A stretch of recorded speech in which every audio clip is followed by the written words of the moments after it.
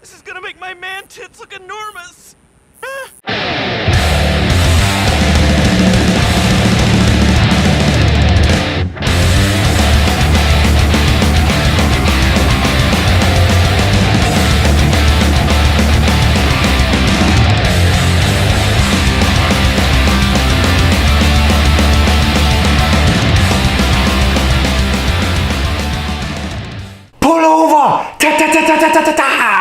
As you can see, I just received the APS t-shirts and I'm pretty excited about that. I'm really excited actually. Sorry. I'm gonna try to refrain from getting so close to the camera from now on. I promise I am. Maybe. So in this video, this is a Q&A. I'm gonna answer a few awesome questions that people left in the comment sections of one of my last videos. And based upon the intro to this video, which I really hope you liked, the first question is about tattooing in prison. Kaylin Marcus asks, what is the worst tattoo you've ever given someone? The worst tattoo I've ever given someone while locked up is from all the way back in the beginning of me being locked up and learning how to tattoo. Back then, and as an aspiring prison tattoo artist, you want to do as much work as you possibly can. And not only to make money while you're locked up, but also to get the experience as well. And sometimes, while trying to do just that, you're going to take on work that is definitely above your skill level. And I can remember one instance in particular where I took on a piece that I had absolutely no business taking on at all. There was a guy that I was locked up with who wanted a tattoo, but he didn't just want any tattoo, he wanted an entire sleeve. I'm not talking about a quarter sleeve or a half sleeve, I'm talking about a full sleeve from wrist to shoulder. Now this guy was my buddy and he was pressing me so bad for me to do this, saying, Joe, come on, Joe, do this tattoo for me, please. I'll pay you good. But him saying that he would pay me good really was like, I think he offered me $40 for this. $40 for a full sleeve tattoo. Mind you, a full sleeve tattoo out in the real world is gonna cost you from like $1,500 on up. But he kept telling me, he was like, Joe, come on, buddy, oh pal, do this sleeve for me. You can put whatever you want on it. I don't even care. And that's another thing is you'll have these guys who don't even care what they get tattooed on them as long as they're getting ink work done while locked up so they can come home completely covered in prison tattoos,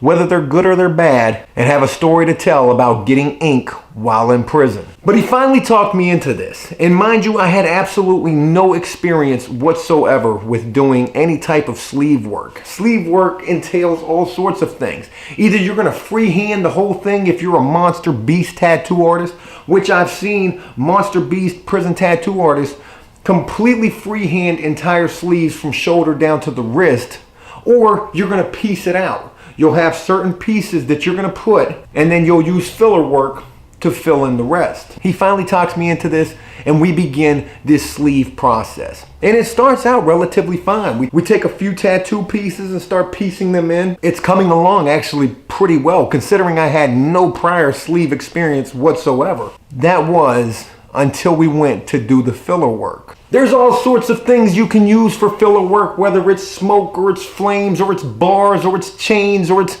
dots or it's shading, whatever, clouds. There's so much stuff that you can use for filler work. So after I had gotten done putting all of these awesome individual tattoo pieces on his arms, I should have never attempted the filler work. And some people will say, oh man, filler work is easy. That's the easiest thing to do. Yeah, when you know how to do it. But basically what it ended up being was I tried to use shaded smoke filler work and this stuff, it just came out looking so fucking horrible. I was so disappointed with the end result of this tattoo. It was horrible. And to be fair, I mean, this guy actually liked this tattoo. He was like, dude, look at my sleeve. You hooked it up, Joe, you hooked it up. And the whole time I'm just thinking to myself, I'm like, man, it's only gonna be a matter of time before you're actually looking at your arm in the mirror saying, what the hell did I let this dude do to me? So yeah, that was one of the worst tattoos I ever did while locked up.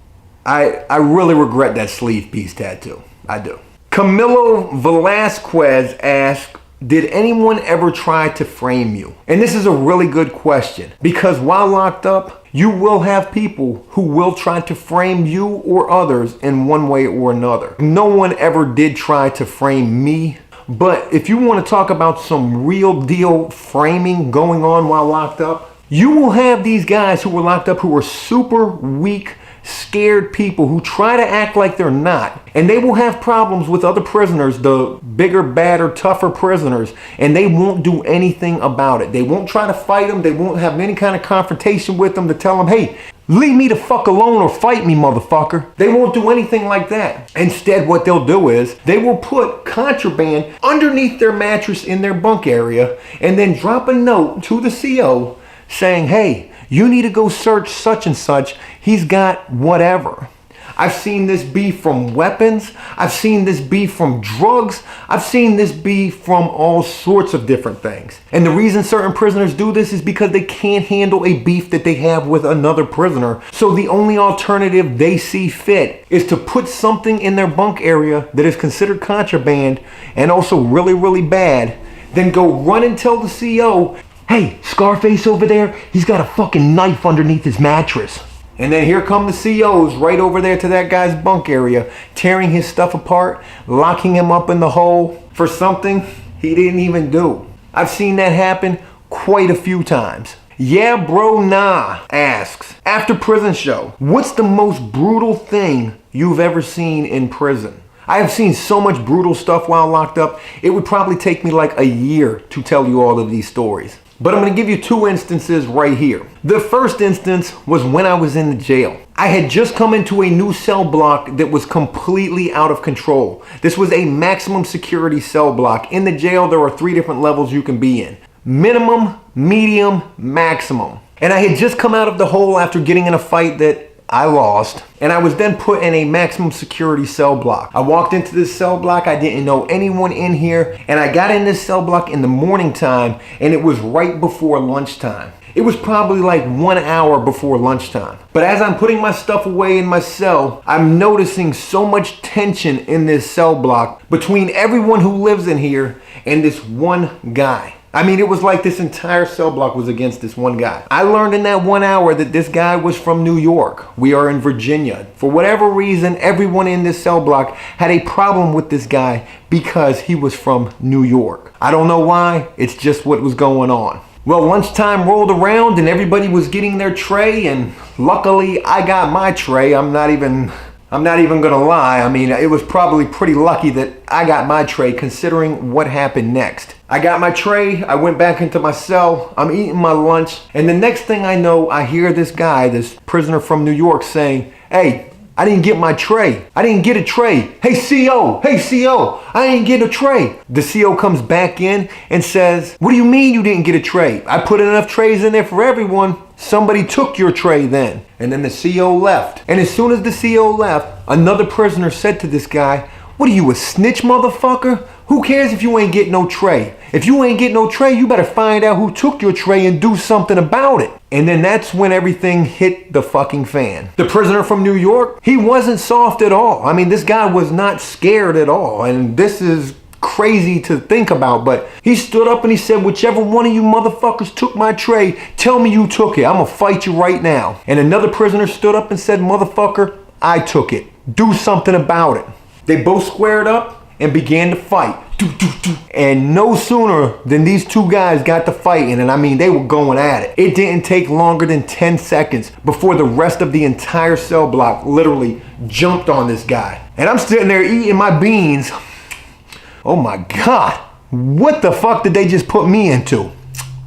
Jesus Christ. I couldn't imagine how 15 people could literally get in on one guy, and they were stomping this guy, they were hitting him, pong, pong, pong, pong. The COs came running back into the cell block. Now, when I say they came back into the cell block, they open a door and they're in a little hallway area, but there is a cage, and that is the actual cell block. They're not coming inside that cell block when there's 15 guys fighting one guy. They're not coming in there. And the most that they would do is stand outside in that little hallway and say, hey, you guys, hey, stop, hey, you guys should stop fighting, hey, stop. These guys weren't hearing that. Bang, bang, bang, bang, bang, bang, bang. Finally, backup arrived. The entire goon squad rushed into the cell block and immediately sprayed pepper spray everywhere. I don't know if you've ever had the displeasure of being in a confined space with pepper spray, but it will kill you. It literally will kill you. You will be choking, your lungs will be burning.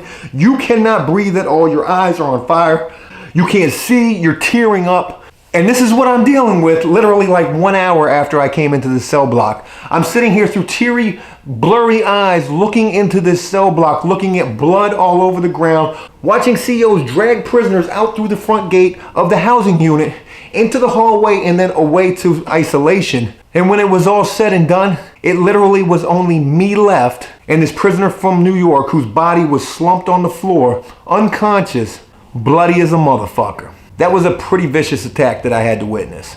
The second instance I want to tell you about is when I was at prison, at the last prison I was at, which I really haven't had a chance to tell you much about yet. But there was this young kid who got to beefing with an older guy, and this older guy was actually in a wheelchair. Not only in a wheelchair, but he also had, I'm not sure how you pronounce it, but a glycectomy bag. I think that's how you say it. This is a bag that literally plugs into the side of your body, like right in the side of your body. And this is when like your intestines are messed up or something. I don't know what it is exactly, but you literally shit into this bag, okay? It's like you don't even shit at all. It just comes out of your body into this bag. It's very, very disgusting. A lot of prisoners have this from being shot, from being stabbed, for many different reasons. You will see tons of prisoners locked up who have these bags. And this older prisoner who was in a wheelchair had one of these bags. He got to arguing one day with this young kid, and for whatever reason, this young kid just didn't let it go and say to himself, this is just an old handicapped guy in a wheelchair. I'm not gonna get any points for fighting this dude. Whatever he's saying to me, I should just let it go. No, this young kid didn't think anything like that, because as these two continued to argue, it didn't take long before this young kid literally absolutely destroyed this older handicapped guy inside of this wheelchair. He went up on top of this guy and literally bang, bang, bang, just started haymakering the fuck out of this guy. Literally after the first time he hit him, he was already knocked out. Bang! He picked him up out of the wheelchair, slammed him on the ground. The glycectomy bag went everywhere. Oh my God, this was so disgusting, so sickening. And it was like right then when that glycectomy bag went everywhere and that smell, the most rotten, disgusting smell you could ever smell in your life, immediately filled up the entire room where these two were fighting at, that this young kid just stopped. But I mean, the damage had already been done. He knocked out an old guy in a wheelchair with a glycectomy bag with one hit, continued to hit him numerous times after the fact. This guy's face was bleeding bad, and then picked him up out of his wheelchair and slammed him in the middle of the room where that glycectomy bag broke open. Shit went everywhere, and that pungent, most disgusting, toxic smell filled up everything. Blood and shit everywhere. How's that for pretty brutal? Good God. It just makes me sick to think about that. Well, I don't know how to say, hey, look, I hope you enjoyed this video, but I hope you did so. And if you did, please leave a like and a comment. Let me know exactly what you think about it. And until next time, enjoy life, the free world. Never take a moment for granted and make the most of every day. Peace! Let's give a few shout outs, starting with Instagram.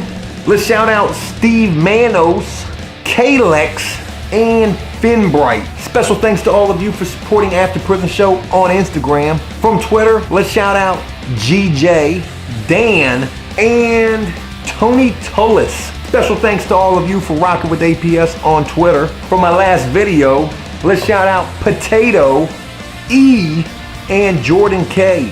Thanks to all of you and everyone else. And until next time, peace!